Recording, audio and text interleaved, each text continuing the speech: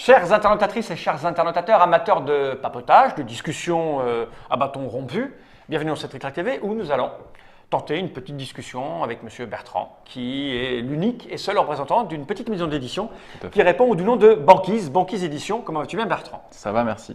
Alors tu es là parce qu'on a fait une petite explication et deux petites parties de ce petit jeu qui est une nouveauté chez toi, Oui. Bubbly Pop. Hein. Je ne vais pas revenir sur le nombre de joueurs, tout ça, allez voir les vidéos, allez voir les fiches de jeu. Mais tu es venu là tout seul, parce que maintenant, Banquise Édition, c'est toi tout seul. Eh oui. Voilà. Et tout de suite, on se pose plein de questions, de discussions. Alors, on est en live sur Trick TV, donc j'ai un iPad sur lequel les gens peuvent poser des questions et faire des remarques. Mais on va commencer d'abord par comment ça va chez Banquise. Bah, ça va plutôt pas mal. Ouais. Parce que, comme on en discutait tout à l'heure, c'est devenu mon boulot à temps plein. Ouais. Chose qu'on souhaite tous quand on développe sa maison d'édition. Donc, c'est plutôt cool. Assez content de l'accueil de Bubbly qu'on a pour l'instant. Alors, le jeu est tout frais, il vient de sortir. Ouais, il est tout frais. Alors, l'accueil, c'est-à-dire comment tu gères ça? Surtout les retours par rapport aux gens qu'on rencontre au salon, au blog, au machin, Ouais. au truc. Et on est assez content, soit des notes, soit des avis, soit des recommandations. Ou des gens, même durant les festivals, qui nous disent j'ai vraiment beaucoup aimé. Et ça fait D'accord. plutôt plaisir. Alors, maintenant tu es seul, tu peux nous expliquer un petit peu l'historique rapide de Banquise. Ouais. Ça a démarré quand? Banquise Édition, on a monté la société en début 2015. Ouais. Donc on était deux avec Stéphane Escapa. Et on avait créé, auto-édité notre jeu qui était Dino Twist. Ouais. Donc moi en tant qu'auteur et Stéphane en tant qu'illustrateur. Ouais. Et on avait créé Banquise Édition. Et là, depuis septembre 2016, Stéphane a arrêté Banquise Édition pour se consacrer 100% à son travail Ouais, d'illustrateur. bien sûr, ça consomme beaucoup de temps ça. Parce que ça consommait énormément de temps et que c'était sa priorité. Et que moi, vu que j'étais passé à 100% sur Banquise, du coup, j'y passais beaucoup plus de temps et je demandais beaucoup plus de choses qu'il n'avait pas forcément le temps de fournir. Et C'est compliqué. on était dans un cercle vicieux qu'il fallait vite arrêter. Donc, du coup, j'ai repris 100% de Banquise. Alors, ça fonctionne comment quand on est petit éditeur, comme toi, tu es sur Lyon, Oui. c'est ça l'idée. Tu as un salaire, comment ça fonctionne? Parce que tu as deux jeux seulement. Ah oui, là, pour Dino Twist, l'instant, c'est non, celui-là. non, Pour le moment, tu vis sur tes économies. Exactement, Tu n'as pas fait le choix du financement participatif. Non. C'est sur tes fonds propres. Oui. Tu as réussi à éditer ce jeu avec les sous qu'a généré Dino Twist. C'est ça. C'est ça. Ouais. Et Et on relance la machine Et petit c'est à tendu petit. Ouais. c'est tendu? Oui, c'est plutôt tendu. Enfin, moi, j'avais une société avant que j'ai revendue pour lancer Banquise D'accord. Édition et je vis des sous de cette vente. quoi. D'accord. Tu peux tenir combien de temps comme ça? Voilà, je peux tenir plus beaucoup. Donc, alors, je te le souhaite parce que ce petit jeu, Bubbly Pop, est plutôt sympathique. Ouais, il marche Je trouve qu'il, tu as su avec celui-là, en tout cas, combler un manque que moi j'avais repéré il y a quelques temps quand on a commencé à faire on a proposé aux gens de voter dans des listes, tu sais, Ouais. sur Trick Track, d'aider les gens à trouver les meilleurs jeux en cube en bois, les meilleurs jeux en machin. Je m'étais rendu compte très rapidement d'un truc, c'est que les jeux à deux, si tu veux, au début, la première liste la plus remplie, c'était mon top de tous les temps. Voilà, tu Ouais. mettais tous les jeux que tu voulais, donc je dirais, il y avait 2000 personnes qui l'avaient rempli. À côté, tu avais les cubes en bois, tu avais 1800 personnes qui l'avaient rempli. Puis tu avais les jeux Ameritrash, là tu avais 500 personnes. Tu avais les jeux abstraits, 12 personnes. Et dans les jeux à deux, il y avait 1800 personnes, Ah oui. autant que le cube en bois. Et je m'étais dit, c'est fou le nombre de gens qui pratiquent le jeu à deux. Ouais. Or, il y avait une très petite offre de jeux purement à deux. Ils étaient abstraits. Quand je dis abstrait, c'est le Quarto, c'est ces trucs-là, tu vois. Et les gens jouaient essentiellement à des jeux à deux, 3-4. Donc il y avait beaucoup de jeux à 2, 3, 4 que les gens achetaient en espérant jouer à 4, mais qu'ils les jouaient essentiellement à 2. Et on a vu depuis quelques temps des jeux comme Seven Wonders. C'est lui qui est Un ouvert. duel, C'est voilà. Duel. Et là, on Non. se dit, oui, il y a un fort potentiel informationnel. Tu l'as dit dans la petite track de présentation. On joue seul, mais on va jouer souvent en couple. Donc les illustrations sont choisies pour aussi plaire À la famille. à la famille, alors, je ne vais pas dire plaire à la femme, parce que les couples, c'est pas forcément. Ça marche dans les deux sens. Voilà, il y a des femmes qui sont joueuses et qui veulent plaire veulent des jeux qui plaisent à leur époux. Mais donc, le jeu est plutôt bon, il marche très bien, il rappelle l'univers de jeux vidéo. Tu en as tiré combien d'exemplaires? Alors, pour être totalement franc, on en a tiré 4000 pour la France, plus 2000 pour la Tchécoslovaquie. Tu mises combien de temps pour les vendre? Un an, c'est ça? Normalement, il faut qu'en un an, ils soient Il faut partis. un an, ils sont vendus, Voilà. ça te donnera ce qu'il faut pour continuer. Après, là, comme on était à Essen, on a fait tous les rendez-vous export. C'est BlackRock qui s'en occupe et qui nous a permis d'avoir des contacts dans d'autres pays D'accord. pour relancer une autre prod. Donc là, on a déjà 2000 en Corée, plus apparemment 5000 mais qui ne sont pas signés. Enfin ouais, voilà, il y a Ouais, plusieurs d'accord, contrats c'est en train de qui se mettre en route. c'est en train de T'es se mettre en route. confiant. Plutôt, ouais, sur T'es celui-là. confiant, Ouais. t'es confiant. Donc du coup, on va revenir sur tout ce travail. Pour un petit éditeur, alors là, c'est pas ton jeu. Toi, tu as commencé parce que c'était ton jeu. Ben oui. Donc du coup, tu vas sur les salons, tu regardes à droite à gauche ce qui se présente. Là, on a vu que tu l'avais découvert au Flip, c'est ça? Alors non, celui-là, enfin, je l'ai découvert, je l'ai signé, on va dire, à Ludix. C'est à Ludix où ça s'est vraiment décidé. Alors Ludix, Ludix, c'est vers Clermont-Ferrand, c'est un d'accord, c'est un petit festival de festival. proto. tu as croisé l'auteur. Voilà. Enfin, l'auteur est lyonnais. Du coup, on se Ouais. croisait énormément D'accord. sur les magasins, aux soirées test. Ok. J'avais repéré son jeu, mais qui du coup, je trouvais trop tactique et qui reflétait pas le côté pop du store. Oui, ouais, le petit truc sympathique Voilà, qui fait où tu que combattes, le petit jeu où, vidéo voilà. avec les effets Quand secondaires. quand on dit Candy Crush, toi, tu vois tout de suite Ouais. le truc où ça descend de tous les côtés. Et là, c'était vraiment très posé, où il fallait très embêter l'adversaire. Donc, ça m'avait pas déclenché. Et après, il a travaillé dessus, il l'a amélioré. Et quelques mois après, ouais, on s'est décidé, avec Stéphane, parce qu'il travaillait encore à Banquise, à le signer. Donc tu es tout seul, donc ça veut dire que tu vas sur les salons, tu essayes de repérer. Bon là, tu as fonctionné au coup de cœur avec le mec qui était à côté de chez toi, plus ou moins. Oui. Après, tu as un gros travail de recherche de graphisme, production. Alors, on a signé. Parce que tu fais tout seul là. Ouais, au mois de novembre. Le plus gros travail pour moi, parce que c'est ce qui est le plus important pour moi, c'est le travail mécanique. C'est-à-dire comment arriver de ce truc qui était un peu difficile, un peu j'embête trop l'autre, à le rendre beaucoup plus accessible, beaucoup plus familial. Et c'est ça qui nous a demandé pratiquement 6 mois de développement jusqu'à après Cannes. Parce que Cannes avait encore une mécanique qui n'était pas assez fonctionnelle à mon goût. Donc ça nous a demandé jusqu'à le festival de Épinal.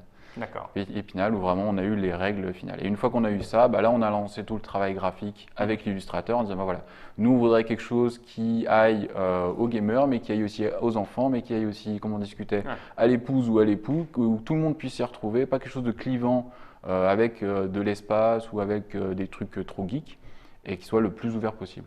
D'accord. Et donc tout ça est fait, la boîte est produite. Tu as cherché un distributeur ou tu Oui, l'avais avant? On l'avait avant. Avec DinoTwist, Ouais. tu travailles déjà avec BlackRock? Ouais, c'est ça. DinoTwist, ça nous a permis de poser les bases de la maison d'édition pour dire nous on va travailler avec BlackRock pour la distribution parce qu'on s'entend bien avec eux, parce qu'ils sont très humains et du coup on continue comme ça parce que ça se passe bien. Ok. Alors on va revenir dessus parce que j'ai annoncé il n'y a pas très longtemps le rachat de Philosophia par Asmodée, tout ça, et immédiatement les gens parlent de monopole, ils contrôlent tout, il n'y a plus de place. Et moi j'aime à dire, et tu es le bon exemple, qu'il n'y a jamais eu autant d'éditeurs et de distributeurs que maintenant. Il y a 10 ans, il y avait beaucoup moins de distributeurs et d'éditeurs. Et donc là, tu en es la preuve. Tu es un jeune éditeur qui déboule, tu fais ton jeu, tu es distribué par BlackRock, une petite entreprise qui commence à grossir.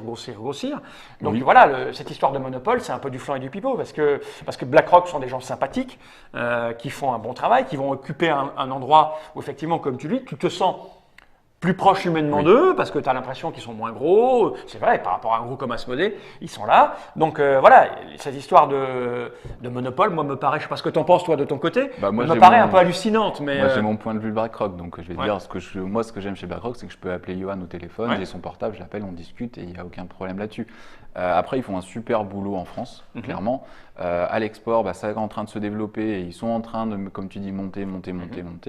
Et voilà, je préfère passer dans une petite structure plutôt que d'être perdu. Enfin, déjà, on est perdu au milieu de toutes les sorties. Si en plus ton distributeur t'es perdu avec lui, c'est fini, quoi. Voilà, et puis encore une fois, c'est l'histoire de l'humanité, c'est l'histoire de l'économie. BlackRock va grossir. On leur souhaite. Un jour, ils seront gros, et puis il y aura toujours un nouveau petit distributeur qui viendra, ou de jeunes auteurs qui arrivent tout frais. Parce que quand tu as un gros éditeur installé, tu t'en fous que tu montes avec la grosse boîte. Parce que tu vois tous les éditeurs qui sont maintenant distribués par Asmodée, ils étaient petits. Asmodée n'était pas très gros, mais ils les suivent. Tu vois. Donc toi, tu continueras d'être chez BlackRock, qui sera devenu une grosse structure, et on entendra à nouveau des gens dire ah ouais, mais c'est le monopole BlackRock ou le monopole Asmodée, et puis il y aura un nouveau distributeur qui arrivera. C'est comme ça que ça fonctionne. Donc voilà, Bubbly Pop et Banquise d'édition est une preuve flagrante que, je ne sais pas depuis combien de temps tu es joueur et que tu traînes dans le secteur. 7 ans. 7 ans, voilà. Je peux te dire qu'au-delà, il y a 10 ou 15 ans, il y avait beaucoup moins de distributeurs que maintenant et d'éditeurs. Donc ça marche. Ça marche, oui, ça marche. Ça fonctionne, c'est de la qualité, c'est propre, c'est un vrai jeu bien soigné. BlackRock, cool. Voilà, il y a 10 ans, quelqu'un comme toi, on aurait tiré 2 ou 3 000 boîtes. Maintenant, avec BlackRock, bah, tu en es à 5 000 en France, Bah, 2 000 à l'étranger, ouais. 3 000, voilà. Les choses évoluent, les choses avancent. Je vais regarder, parce qu'on est en live avec nos abonnés, s'il y a des questions. Ils sont en train de discuter oui, des projets à venir. Ben voilà, des projets, à part celui-là, après, c'est là où je voulais en arriver après la distribution. Parce que maintenant, tu es dans un travail de communication, donc tu viens ici Oui. présenter ton jeu, Bien sûr. tu vas à droite à gauche sur des festivals pour le présenter. Donc ça, c'est un gros boulot. Oui. Ça coûte de l'argent en plus beaucoup, parce que tous les salons, tous les festivals, Et ça coûte du temps surtout. et ça coûte du temps, et les week-ends, la Oui, famille, ça voilà. va? Bah oui, ça va parce que du coup j'ai plus de temps la semaine, on va dire, Pour avec rester les avec enfants. les Mais enfants, par ça, c'est contre, bien, ça. tous les week-ends sont T'es pris. pas là. Et après, ces histoires d'être à la maison le week-end, c'est un truc idiot qu'on s'est imposé, hein, effectivement. C'est mieux d'être à la Bah semaine, après, toute la voilà. semaine à la maison et le week-end pas là que le contraire. Alors, est-ce que tu as des projets par la suite après celui-là? Ça commence comment Alors, pendant que tu vas sur un salon, tu cherches en même temps que tu présentes celui-là, c'est ça? oui, je cherche tout le temps. Après, mon problème personnel, c'est que je suis extrêmement exigeant Ouais. et que je ne signe que quand je suis absolument sûr que je vais faire le jeu. Et D'accord. ça m'arrive souvent de travailler sur des projets, d'avancer avec l'auteur en lui donnant mes pistes et que l'auteur du coup parte ailleurs parce qu'il est déjà Et signé. alors Mais bah, c'est le jeu. le jeu, Voilà, tu t'en fous. je m'en fous. Mm. Enfin non, je m'en fous pas, ça me Ouais. fait toujours un petit pincement. Mais voilà, je préfère faire ça plutôt que de signer un jeu à quelqu'un, lui donner son avance et puis 3 mois après lui dire bah non, au final, Ouais. j'ai réfléchi, là on a un blocage, on arrête, je te rends ton avance et puis on n'en parle plus, quoi. D'accord. Je veux éviter cette situation et du coup ouais, je suis extrêmement lent à la signature. Donc non, pour l'instant, j'ai pas le futur banquiste. D'accord, tu travailles sur ça, mais en même temps, c'est plutôt bien parce que la problématique avec le nombre de sorties qu'on a, c'est que souvent, bah, on sort un jeu, on le dépose et puis on Et passe voilà. au suivant et il y a. C'est con à dire, mais il n'y a pas de promotion, il n'y a pas de suivi. Je discutais avec on parle souvent du secteur allemand, ils sont forts, ils sont beaux, ils sont formidables. Sauf que, en fait, en Allemagne, ils ont un gros problème, c'est-à-dire que déjà les prix des jeux est vraiment trop bas. Oui. Alors c'est idiot de dire ça quand on est un consommateur, mais le prix des jeux est tellement bas qu'ils ne font quasiment plus de marge, donc ils n'ont pas d'argent à consacrer à la promotion Ah, com. et la com du jeu. Ce qui fait qu'un jeu a une visibilité, une durée de vie de 3 mois en Allemagne. Et il disparaît aussi sec, sauf si bien sûr il a le spiel et qu'il est porté par une grosse communication. Donc ça c'est problématique. Et en plus, comme ils sont obligés comme ils ne peuvent pas allouer de la com, le peu d'argent qu'ils ont, ils le font sur de nouveaux jeux en espérant avoir le spiel. Donc du coup, ils font plus rien pour mettre en soutenir, avant ouais. le jeu. Bah oui. Alors que là, toi, tu vas avoir un certain temps Bah pour après, pouvoir t'en occuper, en parler. Moi, je suis un petit éditeur, comme tu disais, et du coup, mes jeux, je les pousse, on va dire, voilà, c'est le terme, je les pousse longtemps. Regarde, Dino Twist, il est sorti en juin 2015 et je l'emmène encore à des festivals. Et oui, chaque jeu, ça va être mon jeu parce que je vais en faire un, max 2 par an.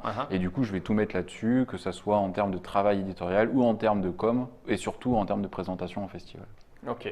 Alors, il y a une question qui arrive, il y a quelqu'un qui demande, parce que ta situation, est une situation qu'on voit assez régulièrement et qui fait envie et qui fait fantasmer pas mal de monde. Ouais, un peu Parce que l'Eldorado. Je ne Ouais. sais pas ce que tu faisais avant. Alors, j'avais une société dans l'informatique. Dans l'informatique. Et puis donc, tu es joueur, tu as envie de devenir auteur, tu fais ton premier jeu. Exact. Et donc, quelqu'un demande, est-ce que tu as fait une étude de marché avant de te lancer ou pas? Oui.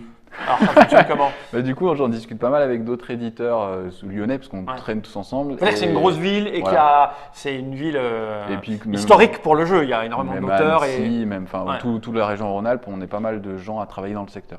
Et je suis un des rares qui a vraiment fait un business plan en disant, voilà, je veux monter ma maison d'édition, mais je veux pas partir à l'inconnu. Donc, je savais quelle marge on gagnait, je savais quel distributeur proposait telle marge, je savais les prix de revient, voilà, j'avais tout j'avais préparé à calculé l'avance. mon Tu n'es pas coût. parti comme un fada. Voilà. Tu n'as pas foncé la tête dans le Et tas. malheureusement, en discutant avec d'autres éditeurs, eux, on avait un jeu en lequel ils croyaient énormément et on se sont dit, eh ben, allez hop, je me lance, c'est mon jeu, il va marcher, sans avoir les retours des marges et sans avoir la vision sur 3 ou 5 ans. Et là, c'est souvent malheureusement un peu le casse-tête, quoi. Ok. Et le participatif, c'est pas pour ce genre de jeu, tu dis que c'est pas forcément ce que les gens attendent, c'est ça? Alors ouais, parce que moi c'était vraiment un modèle que j'avais envie. Pour moi le participatif c'est vraiment quand on peut pas faire autrement parce que le matériel l'impose. Voilà, pour moi c'est pas juste de l'avance de trésorerie parce que j'ai la trésorerie un peu courte et que je fais du participatif. Non, là j'ai un distributeur en plus avec BlackRock qui marche bien. Je gère ma trésor pour pouvoir payer mes prods et puis basta. Après, là pour Bubbly, on avait le problème des badges, c'est-à-dire que sur certains festivals, on avait des badges comme les badges qu'on a tous. Oui, là, d'accord. et on jouait avec ça. Et ça, c'est impossible à produire Ouais. parce que ça revient trop cher. Donc, pourquoi pas faire un financement participatif? Là, ça aurait été le cas.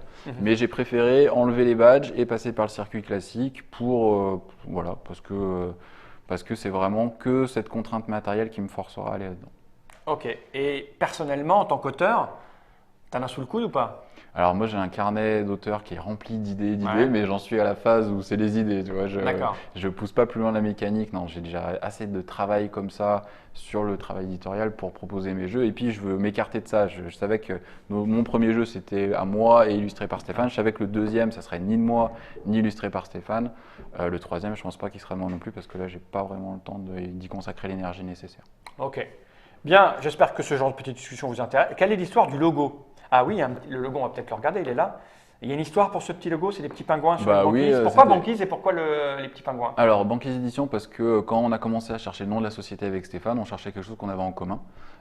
Et on est tombé après des discussions sur Star Wars, sur machin, sur Ah les oui. trucs un peu bateau, Ok. sur les pingouins. On était tous les deux, Ah on oui. aimait beaucoup les pingouins. Star Wars, bateau, pingouin. Ouais, Ok, bah moi, ouais, je voilà, vois, on a un ouais. peu divergé. Et moi, je voulais pas m'appeler Pingouin Édition Ouais. ou les pingouins volants. Du coup, on a cherché quelque chose qui soit en rapport avec les pingouins et on est tombé sur Banquise. Pour Ok. le démarquer des autres, on a mis 3 i et on a les pingouins qui glissent sur la banquise. Voilà, c'est ça. Les Avec pingouins un petit qui glissent sur la plaisir banquise. subtil et fin de, C'est ça. de la glace sur les fesses. Et puis des 3 i qui embêtent bien tout le monde où personne n'arrive à Ah, l'orthographier ça va. correctement. Et les 3 i. Ok, est-ce qu'il y a d'autres questions? Le monde du jeu de société, c'est un terrain glissant. Oui, non, c'est pas si glissant. Bah, que ça, mais franchement si, pas. si on fait parce que tu as fait, ça peut être dangereux. C'est-à-dire, si on ne fait pas d'études de marché, si on ne raisonne Ouais. pas, si on ne Ah. s'intéresse pas aux coûts de fabrication et aux problématiques qu'on peut avoir, c'est sûr que c'est glissant. Après, ça reste un milieu qui est quand même très ouvert et très amical, je vois, par rapport au milieu de l'informatique où j'étais Ouais. avant, où tout le monde se tire dans les pattes et si je peux faire couler mon prochain, bah, je serais bien Ouais. content. Alors que là, tout le monde essaye de s'aider en se donnant les infos. Là, je suis arrivé sur le marché, j'ai demandé à d'autres éditeurs de me donner leur grille tarifaire, ils m'ont Ouais. tout donné sans restriction. Il n'y a pas de, enfin, si, il y a de la La concurrence. concurrence, mais bon, c'est Mais- la concurrence bienveillante Et encore. puis voilà, on va les uns les autres s'aider à tester nos protos, on regarde qui a fait quoi. Attention, lui, il fait un peu la même chose que toi, mettons en rapport avec lui. Je trouve que c'est quand même assez cool. C'est encore comme ça, milieu. ouais, Oui, c'est pour encore tout à l'instant. fait ça. Pour Après, l'instant, ça fait ça. En même temps, pour l'instant, je dirais que ça fait 10 ans qu'il y a des gens qui disent que le monde du jeu devient dégueulasse et que ça va exploser. et que, après, moi, je voilà, le connais que à un moment depuis. donné, voilà, c'est un peu comme ça. On vit toujours dans la terreur de ce qui peut Ouais. arriver, tu vois. Et puis en fait, ça n'arrive pas. Et puis voilà quoi. On verra bien ce que le secteur deviendra d'ici quelques années. Bien, écoute, ça fait peut-être 17 minutes qu'on discute de tout et de rien, mais surtout de Banquise, Oui. hein, la petite maison d'édition. Tu as des choses à rajouter? Tu as des trucs à dire? Non, tout va bien?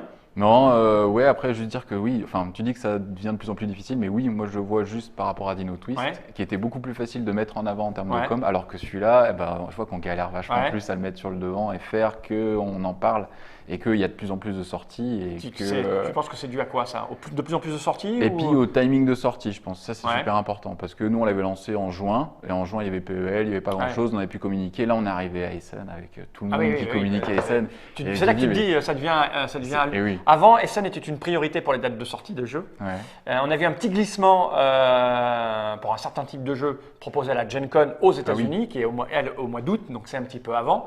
Il y a aussi maintenant Cannes qui commence à être un petit endroit où on sort des jeux, puisque là, du coup, c'est franco-français. Ouais. Donc ça devient effectivement difficile. Mais oui. Essen arrive à Essen avec une nouveauté. C'est chaud. Bah, c'est ça. Et ça fait fondre la banquise. Donc oui, ça devient difficile de trouver comment sortir Et c'est du pour lot, ça que les retours sont super importants, voilà, de ceux qui testent le jeu, qui disent ah ouais, j'ai vraiment bien aimé et qui en parlent. Ça, Bah c'est écoute, très moi j'ai important. bien aimé, c'est pas du tout mon type de jeu. Vous le verrez, d'abord, c'est rare quand j'insiste pour faire une deuxième partie, mais il faut dire que la première m'a tellement frustré, je me suis fait coincer, je me suis dit c'est pas possible. Donc voilà, c'est plutôt bien produit, bien sympathique, tu es un garçon sympathique. Donc voilà, il n'y a pas de raison que ça ne fonctionne pas. j'espère. Voilà, et puis ça coûte 20 €, donc voilà, c'est Oui. pas... C'était un des axes aussi, ne pas faire un jeu pour deux trop cher parce qu'à deux, tu peux pas non plus mettre trop dans un jeu. Ok. Quelqu'un confirme ce que je suis en train de dire, monsieur Leleu dit que monsieur Bertrand est quelqu'un de très sympathique et passionné, ça va être ton voisin ou... Sûrement Tu connais monsieur quelqu'un Leleu, de tu connais monsieur Leleu, un éditeur Monsieur au poil, bien sûr. Ok, jeunes gens, merci Bertrand d'être venu jusque-là, Merci de nous à avoir toi. expliqué tout ça, hein, parce que, encore une fois, tu viens de Lyon, il a fait que tu prennes ta voiture, l'essence, tout ça, que tu réserves la Trick Track TV, patati patata, donc voilà, ce sont de gros efforts. Et puis à un moment donné, oui, il faut regarder les petits jeux, on n'est pas obligé de foncer de la tête à première dans toutes les grosses nouveautés que tout le monde veut. Ouais, mais après, c'est un absolument. peu. Plus il y en a, plus Plus il y en on a, va plus arriver c'est vers- difficile. En tout cas, là maintenant, avec Trick Track, j'espère que vous avez tous les éléments pour savoir si c'est fait pour vous ou pas. Oui. Parce que, encore une fois, les gens souvent nous reprochent ouais, mais vous critiquez pas, patati patala. C'est pas le propos. Le propos, c'est de montrer la mécanique, de montrer comment ça fonctionne, de montrer les gens, parce que c'est important de montrer les gens. Dans ce milieu, ouais. Oui, dans le milieu, c'est important de montrer Oui. à les gens. Ça compte aussi maintenant. Il faut des éléments pour pouvoir se décider à acheter un jeu. Et ben, un auteur sympathique, un éditeur sympathique, ça compte. Voilà. Donc nous, on est là pour ça, pour faire parler les gens, pour montrer comment fonctionnent les mécaniques. Si le jeu vous plaît, vous l'achetez. Si vous dites ça me plaît pas, ne l'achetez pas. J'ai vu là, il y a pas très longtemps sur Facebook passer un message. Quelqu'un qui a vu une Trick Track TV, il fait j'ai vu la Trick Track TV, je suis déçu par le jeu. Est-ce que quelqu'un y a joué, peut me dire si c'est bien ou pas? Je trouve ça très bizarre. Justement, c'est bien d'avoir été pas déçu. Oui. D'abord, moi, je vais vous expliquer, être déçu par un jeu, moi j'attends rien d'un jeu. Je peux pas être voilà. déçu parce que j'attends rien. Mais voir une vidéo et se dire merde, c'est pas fait pour moi, ben, c'est pas grave. Justement, c'est fait pour ça. Les vidéos C'est le sont but faites de pour la ça. vidéo. C'est le but de la vidéo, c'est que les gens ne se trompent pas en achetant. Et là, je pense que en voyant les deux vidéos des parties et l'explication, je pense qu'on sait si c'est fait pour ça ou On pas. a une bonne idée. Ouais. Voilà, merci Bertrand d'être venu jusque là. Merci On à va toi. regarder ces caméras droit dans l'objectif et dire Jenny Rai.